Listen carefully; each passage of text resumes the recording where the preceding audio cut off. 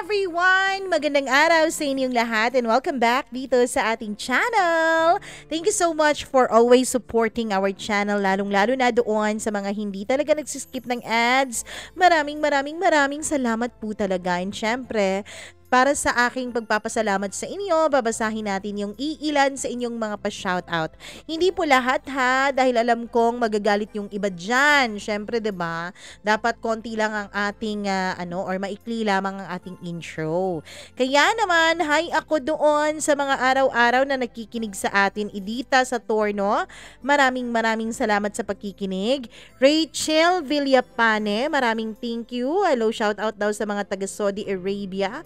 Hi din kay Agripina Balza. Maraming salamat po. Hi din kay hello, sino pa ba to? Ay, Kamim. Maraming salamat, Kamim, sa iyong pakikinig. Thank you so much. Online negosyo, maraming salamat. Ano ba yung negosyo mo? Nakakatakot ha. Hi din kay Marian Vergara, Julian Ramilo, Christy Dimitrial, Christina Season, Colleen Bueno, maraming salamat. Lucky Ace Brands from South Korea. Hi din kay Jennifer Lingasa, Baby Girl Len, maraming salamat sa pakikinig. Gloria Billionar. Kay Jenny V. Pineda. Hi Jenny V, parang matagal na kitang hindi nababati. Hello sa iyo. Marichet Serviano, maraming salamat. Maricel Mina, Marvy Montisilio. Hello rin kay Yana Development. Hi kay Mondi 8217. It's Milky, maraming salamat sa pakikinig. Parina Kent Jefferson, thank you so much sa pakikinig all the way from Nueva Ecija, Aliaga. Maraming salamat po. Heidi. Angelita Villafuerte, thank you so much sa iyong pakikinig. Hi din kay Chazzy, Chai, Lorena de la Cruz at sa lahat po ng ating mga loyal and solid na mga listeners. Thank you so much. Huwag na nating patagalin dahil alam kong excited ka na sa ating kwento for today. Dito lamang sa Dear Mama Mia.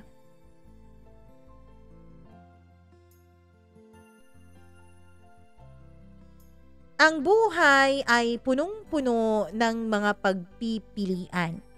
Yun ang sabi ng karamihan. Pero minsan, napaka-ironic din ng iyong mga napipili.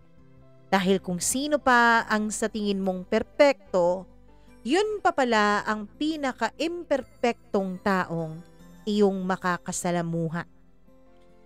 Dear Mama Mia, hindi po ako magaling sa pagkukwento, pero I assume na i-edit mo pa rin naman yung letter ko before mo po i-upload sa iyong channel.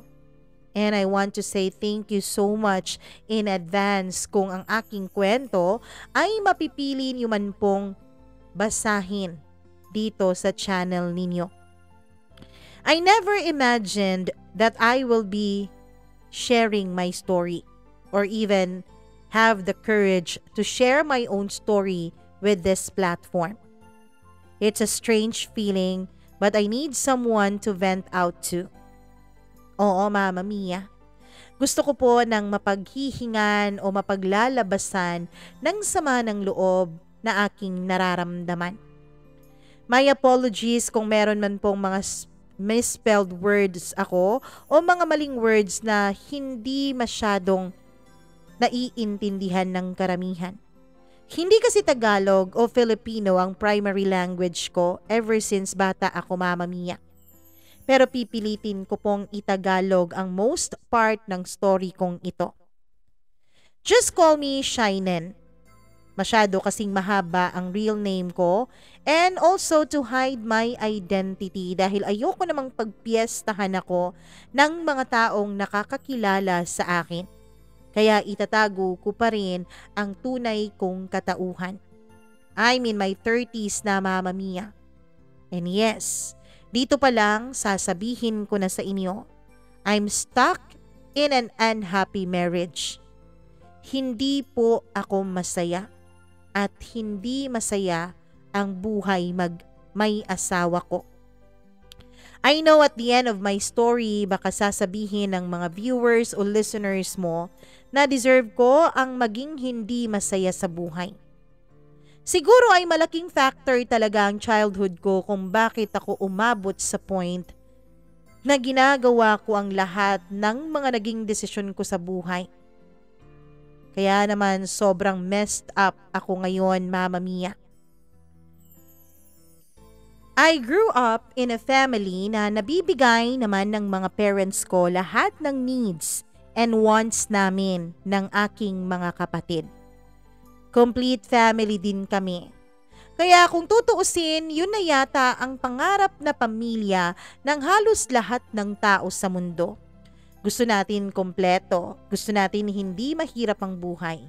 Gusto natin na e-enjoy natin ang lahat, hindi ba, Mama Mia? Pareho pong nasa managerial positions ang parents ko sa mga trabaho nila nung magkakilala sila. Nasa peak na rin ng career ko ang mommy ko when she got pregnant. Dahil doon ay pinatigil na siya ng daddy ko sa kanyang pagtatrabaho. Ang dad ko, Mama Mia, ay from Philchi of Philippine-Chinese family and is very old-fashioned dahil naniniwala siya na men should be the main provider at ang mga babae ay sa bahay lamang dapat at nag-aasikaso ng mga anak at mga household chores. Ang sabi niya, men should always be the head of the household and the primary decision maker. So from corporate world, naging full-time housewife o stay-at-home mom ang mommy ko, Mama Mia. Despite of what we have, ay hindi pa rin kami masaya. Ironic, Mama Mia. Ang tingin ng iba kapag kompleto ang pamilya, kapag may nakakain sa araw-araw, kapag merong mga nabibili na mga bagay na gusto at kailangan, ay masaya na. Yun kasi ang mga primary needs ng isang tao, hindi ba? Shelter, food, clothing, lahat ng primary needs namin ay napoprovide ng pamilya namin. Pero ewan ko kung bakit hindi pa rin namin maramdaman ang tunay na kasiyahan at totoong kaligayahan. Habang lumalaki kasi kami, Mama Mia, nakikita namin kung papaano itrato ng daddy ko ang mommy namin. Yes, masyado ngang pinaninindigan ni dad ang pagiging haligi ng tahanan. Dahil siya ang nagtatrabaho and nagpo-provide lahat ng family needs namin. Pero there are times na minamaliit na niya ang mommy ko. Madalas silang mag-away dahil ipinapamukha ni daddy kay mommy na siya ang nagdadala ng pera sa loob ng pamilya. Kaya dapat gagawin niya lahat ng gusto niya. Na dapat ay maging sunod-sunuran lamang kami, lalong-lalo na si mommy kasi housewife lang siya. When in fact, choice naman ng daddy ko na maging stay at home ang mommy ko. Walang araw na hindi nag-aaway ang parents ko, Mama Mia. I witnessed every single fight. Nakita ko kung gaano kadalas umiiyak ang mommy ko noon dahil nasasaktan siya sa pagtrato sa kanya ng daddy ko. And I will never, ever forget that. Lahat yun tumatak talaga sa puso't isipan ko, Mama Mia. Kaya I promised myself na hindi ko hahayaan na merong isang tao, kahit paman isang lalaki na kokontrol sa akin. Nakokontrol sa mga desisyon ko at magmamando sa akin kung hanggang saan lang dapat ako at kung ano lang dapat ang kontribusyon ko. I will never ever allow my future husband na maging rason para hindi ko i-pursue ang mga pangarap ko sa buhay. I will never ever allow any man in my life na kontrolin kung anong gusto kong maging sa pamamagitan ng career ko. Hindi ako magiging katulad ni mommy na napaka-submissive. I will never be a submissive woman like my mom. I will never be like her at all. Until sa paglaki namin ng mga kapatid ko, ganun pa rin ang parents namin, Mama Mia. Oo, Kung titignan mo sa labas ay napaka-perpekto naming pamilya. Kung titignan mo sa labas ay aakalain mong napakasaya namin. Kasi nakukuha namin lahat ng gusto namin, tapos buo at kompleto kami. Pero sa loob ay para po kaming isang kahoy na inaanay, Mama Mia. Oo nga't meron kami lahat ng gusto namin at nakakapag-aral kami sa mga magagandang schools. But we don't get the love that we want and we deserve. Kasi mismong parents nga namin parang hindi naman mahal ang isa't isa. Totoo yun. Sa mga magulang na nakikinig ngayon, totoo yun. Mas maipaparamdam nyo sa mga anak ninyo ang pagmamahal nyo sa kanila kapag kayong dalawa ay nagmamahalan sa isa't isa. And because of that feeling, Mama Mia, ay hinahanap ko sa ibang tao ang pagmamahal na gusto kong maramdaman. Ang pagmamahal na tingin ko ay deserve ko ay hinahanap-hanap ko sa iba, sa mga barkada at sa kung sino-sino pa. Kaya naman nag-boyfriend na ako in an early age, pero hindi naman po ako napariwara. Siyempre Mama Mia, meron naman po akong utak. Ginagamit ko naman po ang talino ko, pati na rin sa pakikipagrelasyon ko. Ang gusto ko lang talaga ay maramdaman na merong nag-a-appreciate sa akin. Na maramdaman na merong isang taong ayaw na mawala ako sa buhay niya. Ang maramdaman na mahalaga ako. And Clint was my high school sweetheart. And he was my first boyfriend, Mama Mia. He is very respectful. And I know how much he loves me kasi siya ang nagbibigay ng pagmamahal na hindi ko nararamdaman sa bahay namin at mula sa pamilya ko. Alam na alam niya kung paano ako pakakalmahin kapag stress na ako sa mga nangyayari sa bahay namin. Merong isang taong nakikinig sa akin. Merong isang taong nakakaintindi sa akin. He never invalidates my feelings. Malayong malayo po siya sa daddy ko. Hindi po sila magkatulad na mga lalaki. Kasi si Clint, Mama Mia, lagi niya akong pinapakinggan. Lagi niyang pinapahalagahan bawat nararamdaman ko. Maging galit man yan, pagtatampo o kung ano. Kaya kahit teens pa lang kami nung mga panahon na yon, alam kong sa kanya ko napipiliin mag-settle down kapag dumating na ang tamang panahon para sa amin. We both agree na magtatapos muna kami ng aming pag-aaral bago kami mag-level up sa aming relationship. Oo, Mama Mia, laging nandyan si Clint for me. Laging nandyan siya para pakinggan ang mga hinaing ko sa buhay. Pero kahit kailan hindi namin yon tinake advantage. Kahit kailan ay hindi ko rin naramdaman na tinitake advantage niya ako. Lagi nga niyang pinapaalala sa akin, Mama Mia, na unahin muna namin ang aming mga pangarap. Nandyan lamang ang bawat isa para suportahan ang isa't isa sa mga gusto niyang mangyari sa hinaharap niya. Kaya naman, Mama Mia, masayang masaya ako at alam kong nakakita agad ako ng tamang lalaki para sa akin. Napakaswerte ko naman, nasa isip ko dati.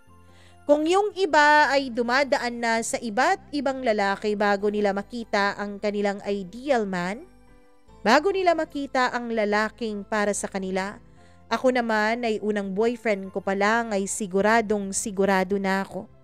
Sigurado na ako na siya ang makakasama ko sa habang buhay.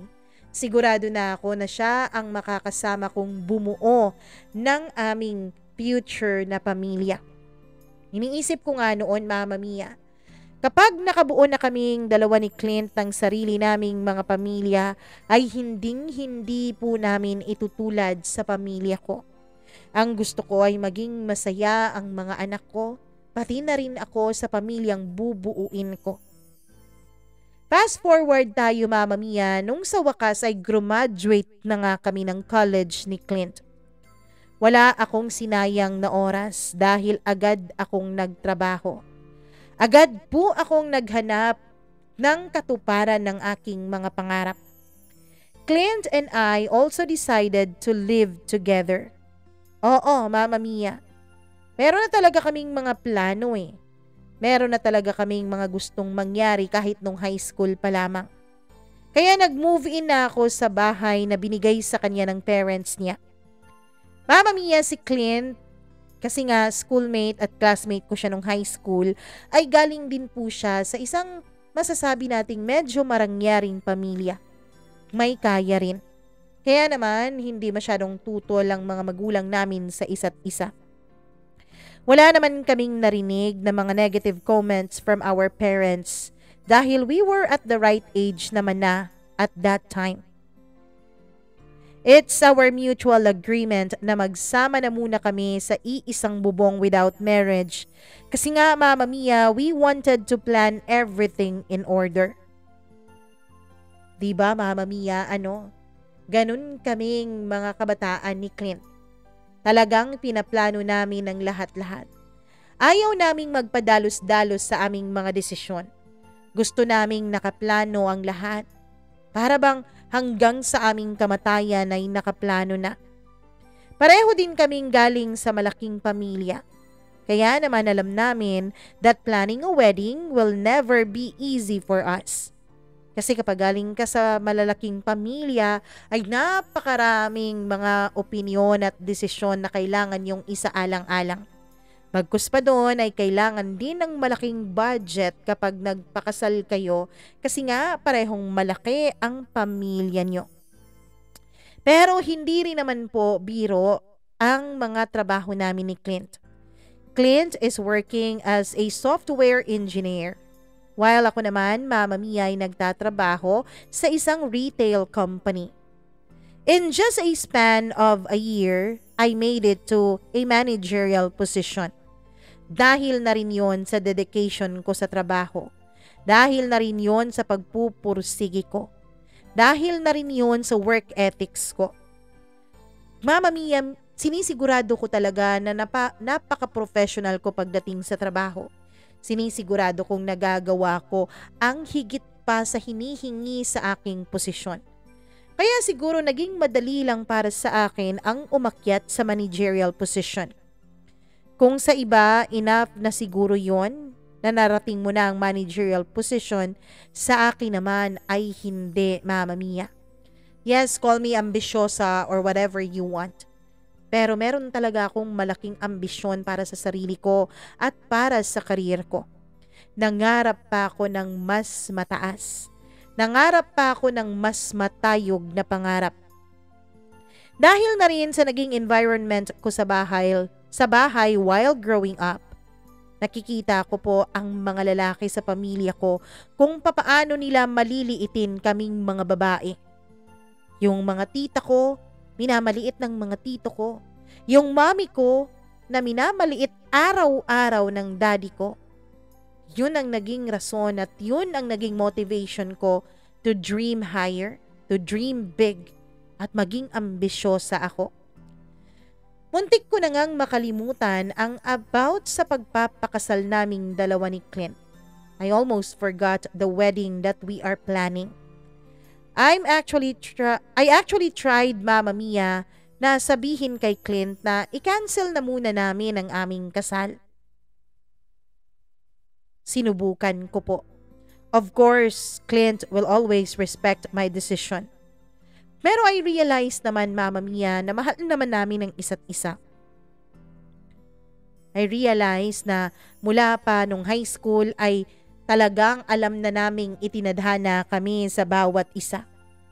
And of course, hindi ko naman nakikita that Clint will be a hindrance o magiging sagabal siya sa mga plano ko.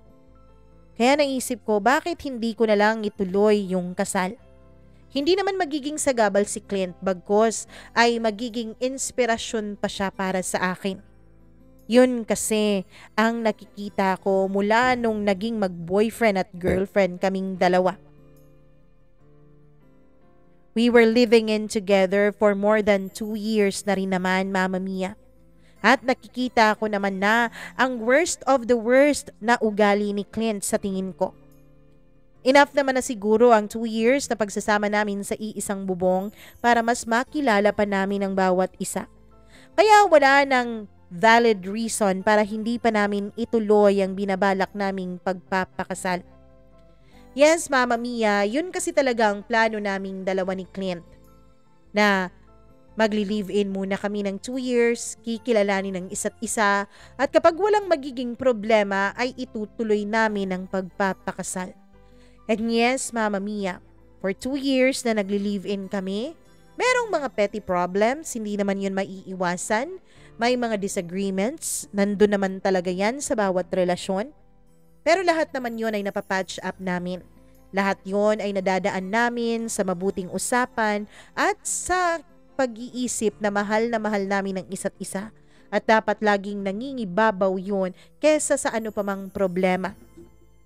Kaya naman, Mama Mia, itinuloy talaga namin ang plano naming pagpapakasal. After the wedding, wala naman masyadong nagbago. Siyempre, lalo pa naming minahal ni Clint ang bawat isa. Walang masyadong nagbago kasi nag-live-in na rin naman kami kaya sanay na kami sa isa't isa. Since we were living together prior the wedding, ay yung kasal lang talaga ang bago sa pagsasama naming dalawa. Yung official na talaga na husband and wife kami. Yung dala ko na talaga ang apelyido niya. We almost have everything, Mama Mia. We have a happy and healthy marriage. Halos hindi na nga kami nag-aaway mag-asawa eh. Siguro nga dahil matagal na kaming dalawa bilang mag-boyfriend at girlfriend at nag-live-in na rin kami, kaya napag-awayan na namin ang halos lahat ng bagay. Kaya siguro Mama Mia, hindi na rin talaga big deal sa amin yung mga petty quarrels. Wala na kaming oras para doon dahil busy na kami sa pag-achieve ng aming mga pangarap. Minsan, oo, nagkakatampuhan kami pero over petty things lang naman. Pareho kaming may magandang career and stable ang financial status. We were living together for 5 years, married for 3 years, Mama Mia. Nung bigla na lamang, randomly, Clint just brought up the idea of us having a child of our own. Oh, Mama Mia, 5 years na kami noong nagsasama, 3 years na kaming kasal nung sinabi ng asawa ko na anong plano namin tungkol sa pagkakaroon ng anak. Gusto ng magkaanak ng asawa ko and he is very sure about it. Ganun talaga si Clint, Mama Mia eh. Lahat nakaplano. Lahat in order. Sabi niya gustong-gusto na raw niyang maging daddy. He is actually wondering kung bakit hindi pa raw kami nakakabuo when we have an active sex life naman. Oh, Mama Mia, halos talagang nasa amin na lahat. Pera, karyera, active at happy na sex life, at kung ano-ano pa, liban na lamang sa iisang ingredient ng pagiging pamilya. Yun ay ang anak. Tama naman ang asawa ko. We were so busy but we always make sure to have time for our sexual intimacy as husband and wife. Kailangan kasi talaga yun, hindi ba, Mama Mia? Hindi rin naman siya gumagamit ng kahit na anong proteksyon. We are not using any method also kaya nagtataka rin siya, Mama Mia. But the truth is, matagal na akong nagtitake ng contraceptive pills nang hindi alam ni Clint. Oo, Mama Mia, nung nagli-live-in pa lamang kami, ay nagtitake na po ako ng contraceptive pills. Pero tinatago ko yun sa asawa ko. Tinatago ko ang pag-inom ko ng pills para hindi ko siya ma-disappoint. Yes, Mama Mia. Umiinom po ako para mapigilan ang posibilidad na mabuntis niya ako. Ang gusto ko kasi noon, Mama Mia, ay maging stable muna o ma-achieve ko muna ang mga kinakailangan at gusto kong i-achieve sa career ko. Early stage pa lang ng pagsasama namin ay nababanggit na ni Clint how he really wants to become a dad. I know that he will be a good father. But the thing is, hindi ako ready, Mama Mia. Aside sa hindi pagiging ready, I'm not even sure if gusto ko ba talagang maging isang ina. Kaya I prevented it from happening. Hindi ako sigurado, Mama Mia, kung magiging masaya ako kapag naging ina ako. Ewan ko, ako lang ba ang babaeng ganon? Masama ba kapag ganon na akong klasing babae? Kapag ayokong magkaanak? Kabawasan ba yun sa pagiging babae ko? Mama Mia, I tend to divert our conversation every time na napupunta na sa pagkakaroon ng anak ang topic naming dalawa ni Clint. I have so many plans. I want to achieve more. Kaya naman, Mama Mia, sinusubukan kong i-divert ang attention niya. Kaya naman sinusubukan kong bumawi sa ibang paraan. Sa pag-aalaga sa kanya, sa pag-perform tuwing meron kaming sexual activities dalawa. Things went well with my husband and he got promoted. Of course, masayang-masaya ako, Mama Mia, para sa kanya, and I know that he deserves it kasi he worked hard for it. But a part of me ay napipressure, Mama Mia. Nung na-promote si Clint, ewan ko ba, may parte sa sarili ko na parang napipressure sa promotion niya. I don't know. I can't explain how I feel. Dahil sa childhood traumas ko, kaya I feel like I'm competing with my husband. Oh, Mama Mia. Dahil sa childhood trauma ko, ay ayokong mas malaki ang kita ng asawa ko sa akin o mas maganda ang posisyon niya sa trabaho. Of course, gusto ko siyang umasenso. Of course, gusto ko siyang maging successful, pero gusto ko equally successful kaming dalawa. And then I suddenly felt that I'm not contented with my career. I know I already achieved some of my ambitions. Pero I crave for more, Mama Mia. Parang gusto ko pa ng mas malaking ambisyon. At nung na-promote nga ang asawa ko, dun, Mama Mia, I became a super workaholic woman. Ewan ko, workaholic na ako dati pero parang mas grumabi pa ngayon. Mas grumabi pa nung na-promote nga ang asawa ko. Mas grumabi pa, Mama Mia, nung nagkaroon na siya ng hindi lang magandang sweldo, kundi magandang karera at magandang pangalan na nakakabit sa kanya sa trabaho. Mama Mia, hindi ako insecure sa husband ko. I'm just too eager with my goals kasi let's not forget that I don't like to be my mom. I wanted to climb the corporate ladder too and makilevel sa asawa ko so that hindi ko na maipasa ang traumas ko sa mga magiging anak ko. Kung magdedesisyon na akong pwede na kaming magkaroon ng anak ni Clint. But speaking of anak, ay mas lalo na akong nag-iingat not to get pregnant that time. Kasi I'm aiming for a bigger promotion. Sobrang nagpaka-busy ako sa trabaho ko, Mama Mia. I worked beyond my regular hours. I'm working even on my rest days and holidays. Nag-hire pa ako ng kasambahay para pagdating ko sa bahay ay wala na akong ibang gagawin na chores dahil inuuwi ko pa sa bahay ang trabaho ko. And I must say, lahat ng hard work, lahat ng paghihirap, lahat yun may kabayaran.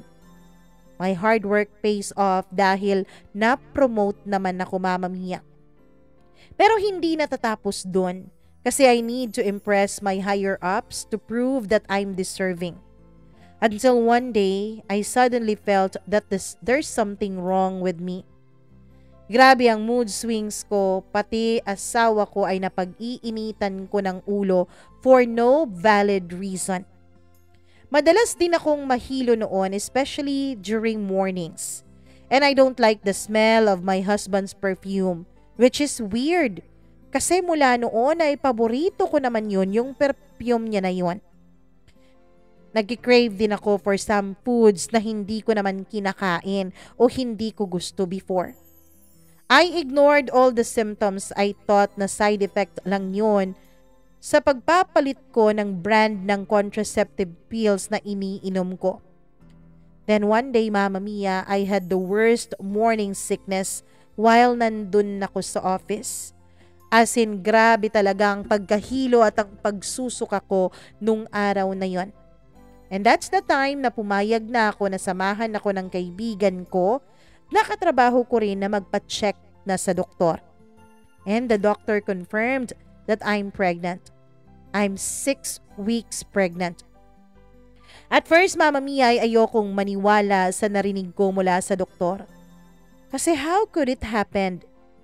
Kung nagtitake naman ako ng contraceptive pills, paano ako mabubuntis? Imposible yon. Hindi naman ako dapat mabuntis. Until I checked my pills, Mama Mia. And I blamed myself dahil may na-miss pala akong i-take, lalo na when I'm busy working. Hindi lang isa, hindi lang dalawa, kundi marami pong beses na na-miss kong uminom ng pills. Hindi ko alam kung ano ang dapat kong maramdaman at kung ano ang dapat kong gawin nung na-confirmed ko na nabuntis nga ako. May asawa naman ako and we're married. Pero para talaga akong teenager, para akong high schooler na natatakot noon dahil nabuntis ako. Oo, Mama Mia, hindi pa kasi talaga ako handa. And honestly, to be brutally honest with you, hindi ko talaga gustong mabuntis. Kaya wala akong plano na sabihin kay Clint ang tungkol sa pagbubuntis ko. Mama Mia, I came up with a plan na hindi ko itutuloy ang pregnancy ko.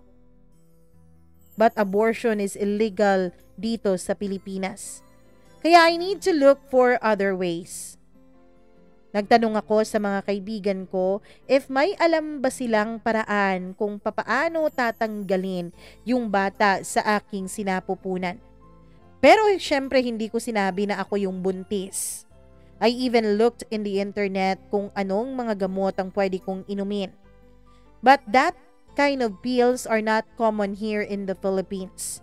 And if meron man, hindi ko yun nabibili over the counter kasi kailangan yun ng reseta ng doktor.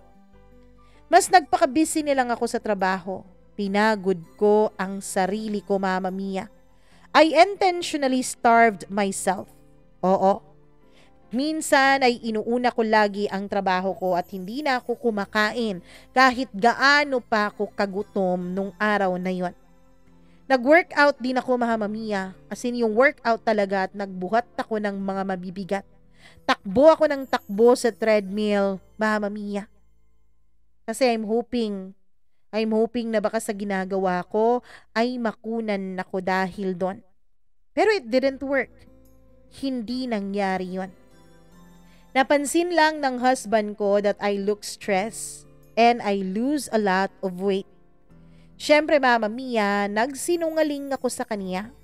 Ang sabi ko, pagod lang ako sa dami ng trabaho ko sa opisina. Sa sobrang burnout ko sa trabaho ay dinugo ako while I'm in the office. Ang kaibigan ko lang nakatrabaho ko ang nakakaalam kaya siya ang nagdala sa akin sa ospital. My OBGYN advised me to have a bed rest and to take supplements for my baby. Pero syempre, Mama Mia, dahil ayoko naman talagang matuloy ang pagbubuntis na to, hindi ko sinunod lahat ng sinabi niya sa akin. I'm in my 9th week of pregnancy and it feels like I'm running out of time, Mama Mia. Kasi what if lumaki na yung tiyan ko? And what if manotice na ng husband ko ang paglaki nito?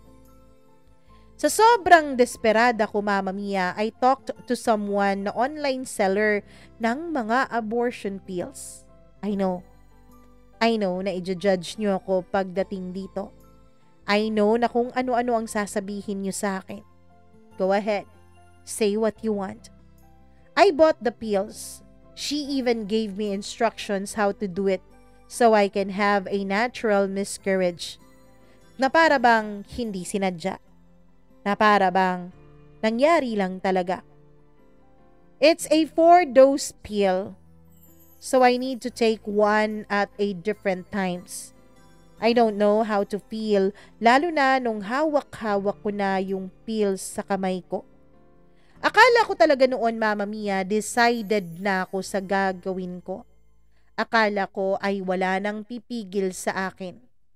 Pero kakaibang takot ang nararamdaman ko nung hawak-hawak ko na sa kamay ko ang pills na yon. Ang pills na magiging sagot sa kagustuhan kong wag munang magkaroon ng anak. Part of me is saying na finally, may solution na ako sa problema ko. But a huge part of me was scared.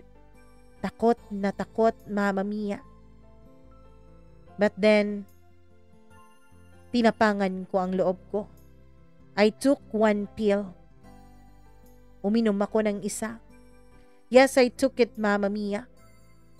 I wanted to be honest because this will help me. It's been bothering me for years now, Mama Mia. Kaya kahit i-judge nyo ko, kahit kung ano-anong sasabihin nyo sa akin dyan sa comment section ng kwento ko, ay sasabihin ko pa rin ang totoo. Dahil ilang taon na rin akong binabagabag ng ginawa ko. I wanted to share my story unfiltered so I can let these heavy feelings off my chest para mawala na yung bigat na nararamdaman ko. After one pill, I decided not to take the remaining pills. Ewan ko, Mama Mia, pero bigla akong natakot. Nawala yung tapang na inipon ko sa loob-loob ko. Nawala yung tapang sa puso ko at talagang takot na lang ang nangingibabaw sa akin noon. Pero irreversible pala ang pag-inom mo ng ganong klaseng pills, Mama Mia. Ibig sabihin, wala ring mababago. Kahit isa, dalawa o apat pa. The truth is, I still took some. I waited kung anong mangyayari. I waited what will happen next. I'm still going to work like a normal day. Hindi ko hinayaan na maapektuhan ang work ko because of what's happening to me. Hanggang sa lumipas ang isang linggo, Mama Mia. While I'm at work, I suddenly felt some cramps. And the next thing I knew is dinudugo na ako. I was bleeding so hard. Isinugod ako sa ospital ng mga colleagues ko and they contacted my husband. Wala na akong nagawa kasi I was so in pain that time. And yes, Mama Mia, nakunan nga ako nung araw na yon. That moment lang din nalaman ni Clint ang tungkol sa pagbubuntis ko. Ang tungkol sa magiging anak sana naming dalawa. I admit, aaminin ko, I honestly felt relieved sa pagkawala ng baby ko. But I also have guilty conscience dahil alam kong kaya siya nawala ay dahil sa ginawa kong pag-inom ng pills na yon. Nagdasal ako. Sobra-sobra akong nagdasal after that. Humihingi ako ng tawad ng paulit-ulit sa Diyos. Nasa tabi ko si Clint all throughout, kaya sobrang guilty talaga ako. Sobrang guilt ang nararamdaman ko lalo, Mama Mia, dahil laging nasa tabi ang asawa ko. Nakita ko how my husband grieved sa pagkawala ng baby namin. Tahimik lang siya sa bahay at parang nawalan na siya ng gana sa mga ginagawa niya. I can feel the sadness in him habang ako ay parang nabunutan ng tinik. Kasi finally makakapag-focus na ulit ako sa trabaho ko. Finally, hindi ko na iisipin na baka maunsyami ang mga plano ko. I continue living my life. After 1 year, Mama Mia, my husband asked me if maybe we can try to have another baby. Kasi he really wants to be a father. Anak na lang kasi talaga ang kulang sa amin. Yun ang laging sinasabi ng iba at alam ko naman na yun ang katotohanan. I said no, not yet. Pero nakita ko ang lungkot sa mga mata ni Clint. At hindi ko kayang tiisin yun, Mama Mia. I can't bear it. Hindi ko kaya na all he wants is to love me and give me all the happiness in the world.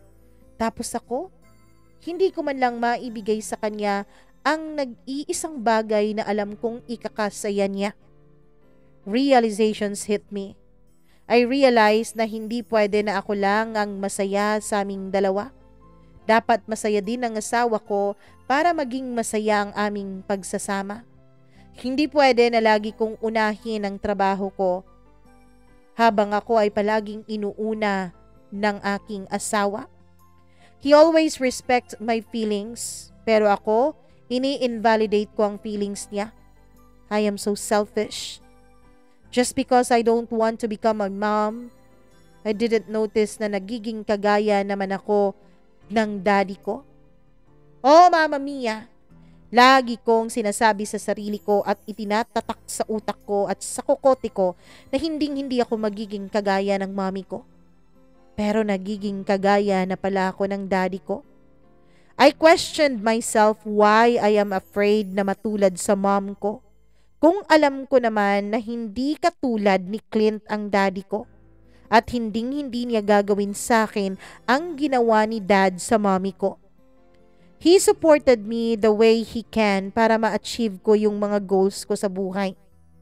Sa sobrang busy ko sa pag-abot ng mga pangarap ko, ay nakakalimutan ko na pati ang wedding anniversary namin.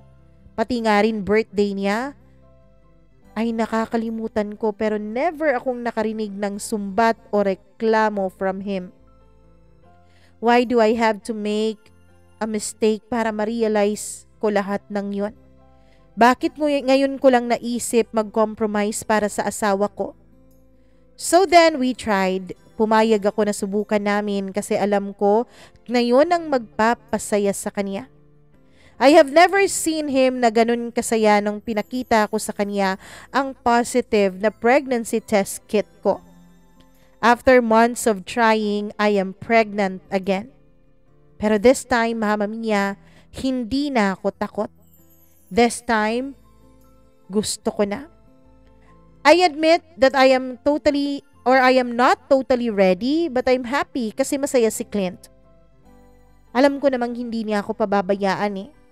Sobrang pag-aalaga ang ginawa ng husband ko sa akin. One thing that I can't let go is my job, kaya I'm still working kahit sobrang sensitive akong maglihi noon. Hatid sundo na ako ni Clint dahil ayaw na niya akong mag-drive mag-isa. He always makes sure na nakakakain ako at nakakain ko lahat ng foods na kinikrave ko. So sobrang excited niya ay nag-shopping na siya ng mga baby essentials kahit na I'm just 12 weeks pregnant nung mga panahon na yon.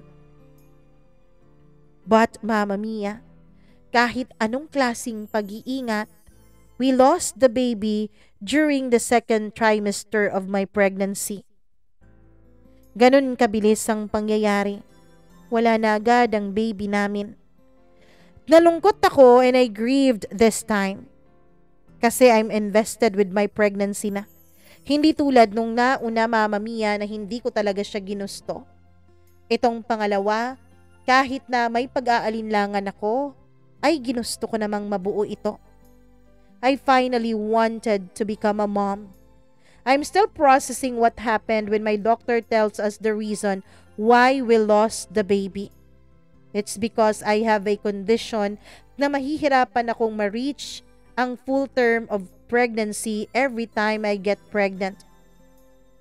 My OB explained everything pero nakaramdam ako ng guilt when she said that I may have that condition due to my previous miscarriage. Nag-guilty ako, Mama Mia. Naisip ko na ako din ang dahilan kung bakit nawala ang pangalawa sana naming baby ni Clint. Dahil yun sa pagtanggal ko, sa pagpilit kong matanggal ang una kong baby. Mama Mia, we can try to conceive again. But there's a high risk that I will just have another miscarriage again or premature birth. Either way, there's a higher chance na hindi ma-fully develop ang baby ko. And at the same time, Mama Mia, ganun pa rin daw ang posibilidad na mangyari. But Clint is very optimistic. Pinapalakas niya ang loob ko kahit na alam ko deep inside him ay sobrang nalulungkot rin siya. Hindi siya nawala ng pag-asa na magkakaroon kami ng baby despite sa mga narinig niya mula sa doktor ko. Sa lahat ng nangyari sa amin ng husband ko, he never made me feel na disappointed siya dahil hindi ko maibigay ang anak na gusto niya. He never showed me na hindi siya masaya sa pagsasama naming dalawa.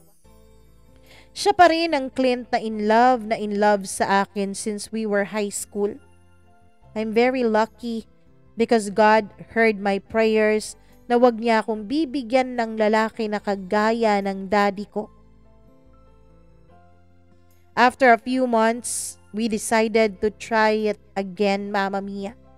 We decided na subukan ulit na bumuo ng baby.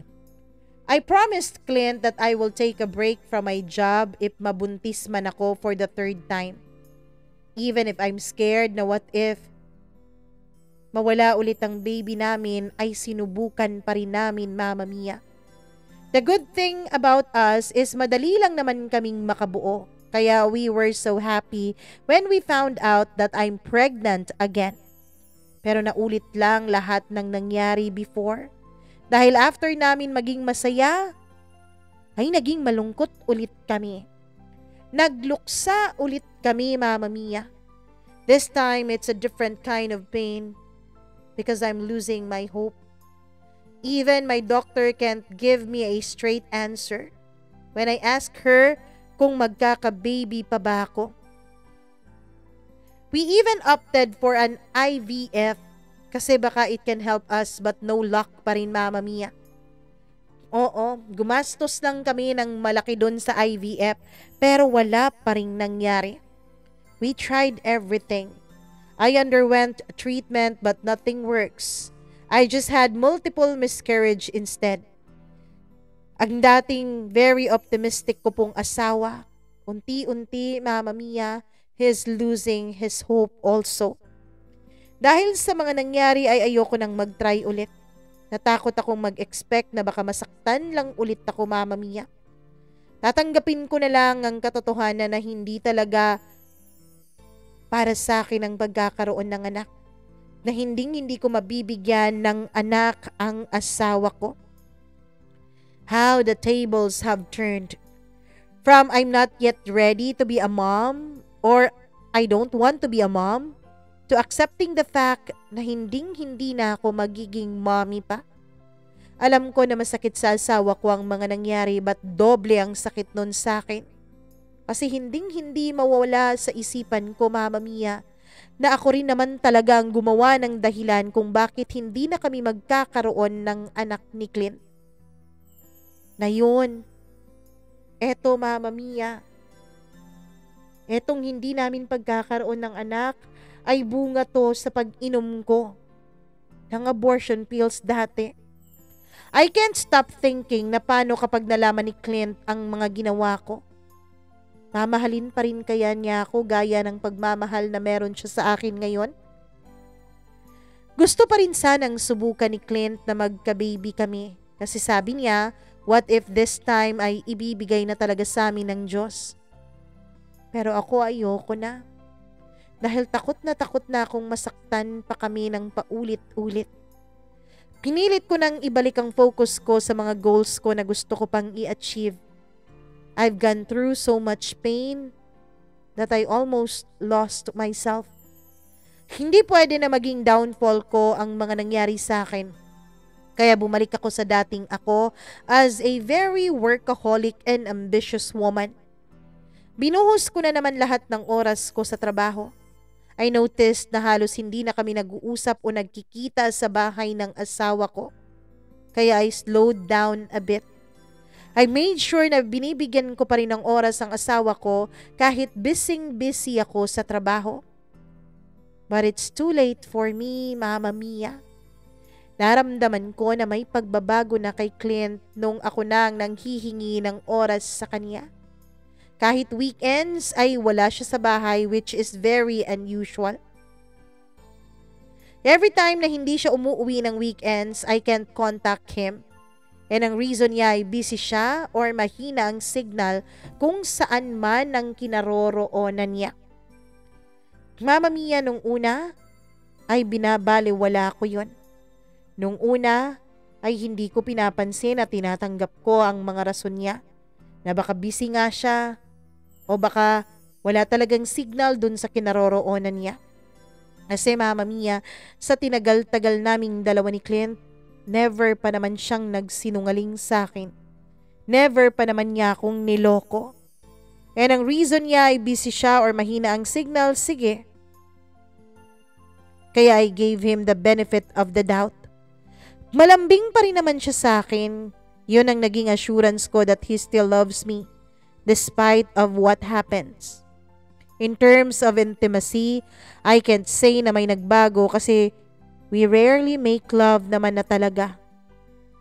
Hindi na kami masyadong nagsisiping sa kama dahil iniiwasan na namin ang mabuntis ako because of what happened. Sinabi ko kay Clint hindi ko nakakayanin kung masasaktan pa ulit ako kapag nakunan ulit ako. So in short, Mama Mia, never ko pong pinagdudahan si Clint. Bumawi ako sa mga times na hindi ako naging asawa sa husband ko.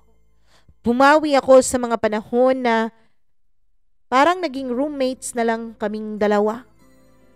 Oo nga, ayokong maging katulad ni Mommy pero it doesn't mean na hindi ko rin pagsisilbihan ang asawa ko. Dahil katungkulan pa rin naman ng asawa ang pagsilbihan ng asawa niya, hindi ba? One day, Mama Mia, habang nagla-lunch kaming dalawa ni Clint, suddenly ay bigla siyang umiyak. Hindi ko alam kung anong nangyayari kaya gulat na gulat ako nung mga panahon na yon. Suddenly ay nagsusorry siya sa akin while crying. I'm so confused pero parang ayokong marinig ang reason niya. Umiiyak siya at nagsusorry. Ano bang ibig sabihin nun? Ayokong marinig yun dahil may pakiramdam ako na kung ano man ang mamumutawi sa kanyang mga bibig, yun ay mga bagay na makakasakit sa akin. Pero tama nga ako, Mama Mia. Tama nga ako na ang mga sasabihin niya ay dudurog sa puso ko. Kasi masakit. Sobrang sakit. Like it's the worst pain that I've ever felt in my life. Mama Mia, nakabuntis ng ibang babae si Clint. Masakit. Sobrang sakit. According to him, it's just a one-night stand daw. One-night mistake. Hindi raw niya girlfriend yung babae at lalong hindi niya mahal. Wala siyang nararamdaman. A friend of friend na nakasama raw niya sa inuman. And then they had a one-night stand. Ang sa mga sumunod na nangyari, ay nabuntis na niya yung babaeng yon. I don't know kung magpapauto ba ako. Kasi 'di ba? It's a common kwento or senaryo ng mga lalaki kapag natutukso sila na hindi nila sinasadya. Na pagkakamali lang ang lahat. Na hindi naman talaga naulit yun at isang beses lang yun nangyari. Yun naman ang mga palusot ng mga lalaki, di ba? Kahit hindi ako mahilig sa mga telenovela, Mama Mia, alam ko pa rin na yun ang palusot ng halos karamihan sa mga lalaki. Kasi yun naman ang nakikita ko sa mga kaibigan ko. Of course, galit ako sa asawa ko, Mama Mia. Galit na galit ako sa kanya. Of course, nasaktan ako. Nabasag ng ilang libong beses ang puso ko. Mas masakit pa yun kaysa nung nakunan ako eh. kesa nung paulit-ulit akong nakunan. Iba ang sakit kapag niloko ka. Pero mas galit ako noon sa sarili ko, Mama Mia. Mas galit ako noon sa sarili ko dahil sinisisi ko pa rin ang sarili ko na hindi ko mabigyan ng anak ang asawa ko. Kaya sa ibang babae na lang niya ginawa. Kaya sa ibang babae na lang siya humingi ng anak. Because of what happened, I decided na umuwi muna ako sa bahay ng parents ko to clear the chaos in my mind. Nahihirapan po akong tanggapin ang mga nagawa sa akin ni Clint. Hindi ko pinansin lahat ng hints. Oo, meron ng mga hints, Mama Mia, yung pagkawala niya tuwing weekend. Hint na yun eh. Dahil hindi naman siya ganun dati. Pero hindi ko pinansin yun. Binaliwala ko yun kasi I don't want to think na kaya nga akong lokohin ng asawa ko. Hindi ko gustong isipin na kaya niya akong saktan. Na sa ilang taon naming pagsasama ay makakaya pa niya akong lokohin at traidorin. Pero Mama Mia, kaya pala talaga niya akong saktan. Kaya pala talaga akong saktan ng taong pinakamamahal ko. Despite sa nagawa ni Clint sa akin, ay nagpapasalamat pa rin ako. Naging grateful pa rin ako kasi naging honest pa rin siya sa akin, Mama Mia. One thing na alam kong hindi ko kayang gawin sa kanya. Kasi all this time, wala pa ring idea ang asawa ko sa lahat ng ginawa ko sa unang pagbubuntis ko. Wala siyang idea na dati pa ay umiinom na ako ng contraceptive pills. At lalong wala siyang idea, Mama Mia, na uminom ako ng pampalaglag kaya nawala yung baby namin. Kaya wala na akong kakayanan pang magdala ng bata sa sinapupunan ko sa loob ng 9 na buwan. Naisip ko rin na siguro ito na ang punishment ko sa nagawa ko sa baby ko, Mama Mia. Kaya naman, pinatawad ko pa rin ang asawa ko. Tama nga yung sinasabi nila eh. Mas madaling magpatawad yung mga taong may mga kasalanan rin kaysa dun sa mga taong inosente. Kaysa dun sa mga taong walang ibang ginawa kundi magmahal. Walang ibang ginawa kundi panindigan ang pagmamahalan na yon. Kasi naging madali sa akin ang pagpapatawad kay Clint kahit na nasasaktan pa rin ako. Mama Mia, naging maayos kami ulit ni Clint with the agreement na ipapa-DNA test niya yung bata once na lumabas na at magbibigay lang siya ng sustento. Pero wala siyang magiging kahit na anong relationship o connection dun sa mother ng bata. And he's not allowed to mention anything about his child kapag magkasama kami. Sampal kasi sa akin yun dahil nga hindi ko siya mabigyan ng anak tapos ibang babae pala ang makakapagbigay nun sa kanya. Na dapat ako dahil ako ang asawa niya.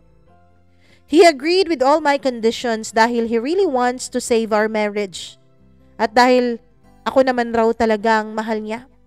Siyempre nagpauto ako kasi mahal ko ang asawa ko eh. Hindi ko rin naman magawang magalit ng sobra sa kanya kasi I think worst pa rin talaga yung nagawa ko. And I don't have the guts na aminin sa kanya kaya parang niloloko ko pa rin ang asawa ko even up until now. First few months after ipanganak ang baby nila, ramdam ko pa rin naman ang pagmamahal sa akin ng asawa ko. He learned how to manage his time para sa kanyang anak at para sa akin. Pero Mama Mia, all things won't last forever, even the good ones. From hindi pag-uwi sa akin ng weekends to once a week na lang niya akong inuuwian. The only thing I know is may anak siya sa ibang babae. Hindi ko na gusto pang malaman kung ano ang relationship nilang dalawa. But I guess meron talaga silang relasyon. Mama Mia eh. Ayokong malaman kasi ayokong masaktan. I'm still holding on kasi I know na hindi ako i-let go ni Clint dahil kasal kami. Yung kasal na yun, Mama Mia, ang parang naging assurance ko. His parents taught him to value marriage kaya alam ko na hindi siya makikipaghiwalay sa akin. Isa pa, I can't see myself letting him go kasi I'm so scared to be alone. Wala na nga akong anak. Mawawalan pa rin ba ako ng asawa? I quit my job after everything that happened to me, kaya he provides me for now. Kahit na alam naman niyang stable ako financially. What happened to me, Mama Mia? What happened to I will never be like my mom, and I will never settle with a man like my dad. Ay, napaka-ironic. Life is really full of irony. Kagaya din pala si Clint ng daddy ko. They are good provider but they are not good husband. Tapos ako, mas worse pa ang life ko ngayon kumpara sa buhay ng mommy ko noon. I'm tied in an unhappy marriage. Hindi masaya ang marriage ko. Walang career. Pero I'm more miserable kasi wala akong anak.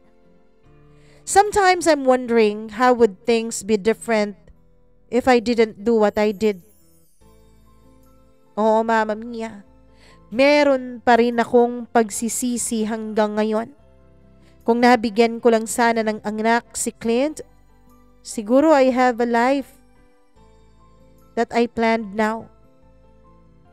But karma hit me so hard. Mama Mia, gusto ko pong magpasalamat sa iyo for reading my story. Maraming salamat po dahil kahit dito man lang sa paraan na ito ay nailalabas ko ang sama ko ng loob. Nailalabas ko ang sakit na nararamdaman ko. I wish you success in your YouTube channel. Hanggang dito na lamang. Lubos na gumagalang, Shinen.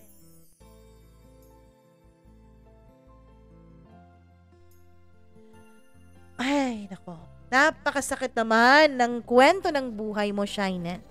Pero ito talaga ang very good example na lahat ng mga ginagawa natin sa buhay natin, lahat yon ay may kaakibat na mga consequences.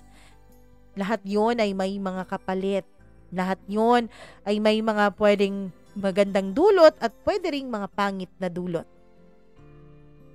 Kung tatanungin mo ako, Shinen, kung dapat bang i-let go mo na ang husband mo, siguro, oo, dapat. Kasi naniniwala ako na lahat ng relasyon na ipinundar ng isang kasinungalingan, lahat yon ay hindi magtatagal. Lahat yon ay masisira rin pagdating ng panahon. Kung hindi pa man sira ang tingin mo sa relasyon ninyong dalawa ngayon ng husband mo, well, ako nang magsasabi, sira na yan, Shinen.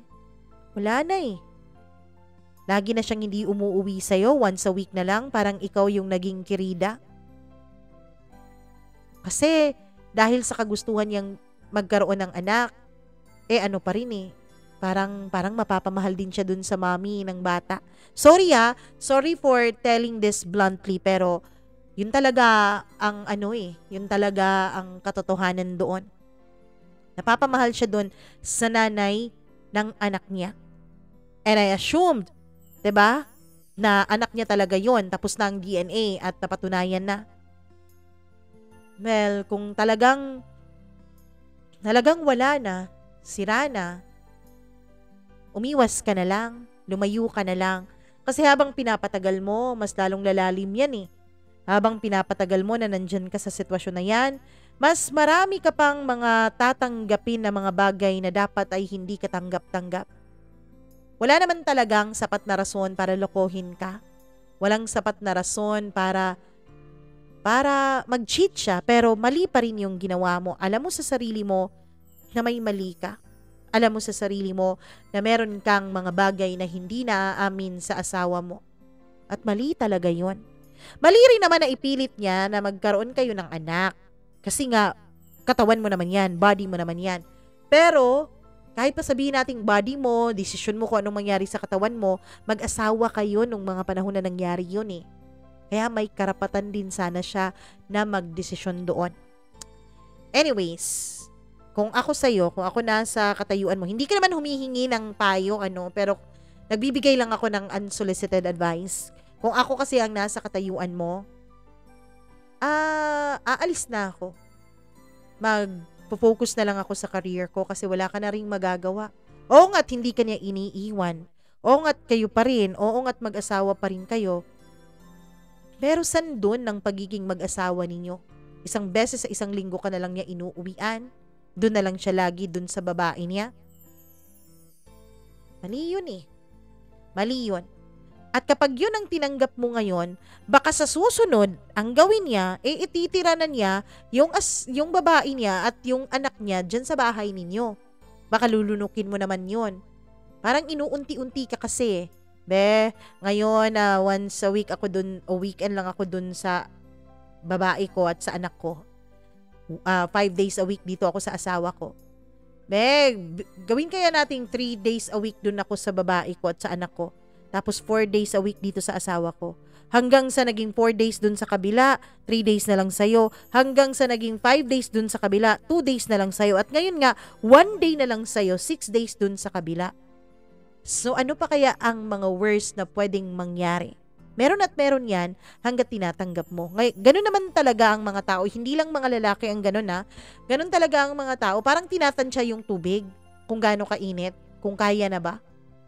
Habang kinakaya mo yung ganito kainit, parang mas may kakayanin ka pa, kaya pinapainit mo pa. Ganun yun eh. So, unsolicited advice, kayanin mong mawala siya sa buhay mo. Kayanin mong magkipaghiwalay sa kanya at kayanin mong mamuhay ng mag-isa. Tapos, magkumpisal ka dun sa mga ginawa mo kasi kasalanan pa rin yun. Maraming salamat sa iyong pagtitiwala. Naway nabunutan ka ng tinik kapag naririnig mo na itong itong kwento mo. Sa lahat ng meron pong mga advice o mga unsolicited advice at komentaryo dito sa sulat ni Shinin, please do share your comments below but be gentle. Huwag tayong masyadong harsh dahil nasasaktan na yung tao. Huwag na nating masyado pang idiin yung patalim sa dibdib niya. Charot. Anyways, maraming salamat sa inyo na nakikinig ngayon. Naway nagustuhan nyo ang kwento ni Shinin.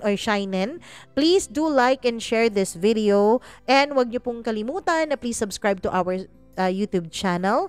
Netong channel na ito, subscribe nyo, tapos click the notification bell para lagi rin kayong na-update sa tuwing meron tayong bagong video na inilalabas o storya na lang. Kasi may mga pagkakataong tulad nito kasi nga weekends o audio lang, di ba? So, go ahead, go. I-like at i-follow nyo na or i-subscribe nyo na itong ating channel. Click the notification bell para lagi kayong na-update. At kung meron kayong sarili ninyong kwento, wag mag-atubiling i-share yan. Pwede po nating itago ang inyong katauhan kung yun ang nais ninyo. Mag-email lamang to mamamia.cdo0317@gmail.com. Ako po, ang inyong nag-iisang Mama Mia. Maraming salamat sa inyong walang sawang panonood o pakikinig at suporta.